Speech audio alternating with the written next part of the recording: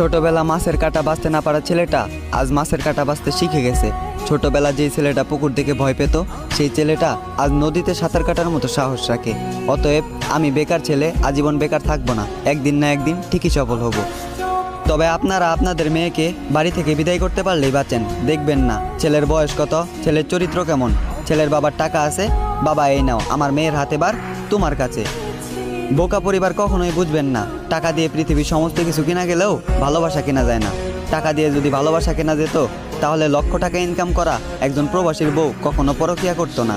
খোঁজ নিয়ে দেখেন, দিন আনে দিন খাই, একজন রিক্সাওয়ালার সংসারও অনেক সুন্দরভাবে কেটে যায়।